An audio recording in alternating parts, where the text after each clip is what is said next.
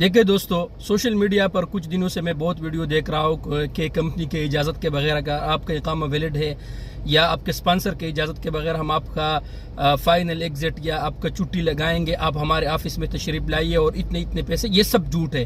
مختصر سے آپ کو بتا دو، زیادہ تفصیل کی ضرورت ہی نہیں ہے.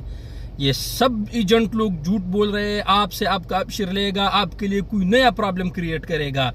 لہٰذا سعودی عرب میں رہتے ہوئے ہمیشہ قانون کے مطابق چلے. یہاں پر کوئی بھی ادھر منا مت کرے.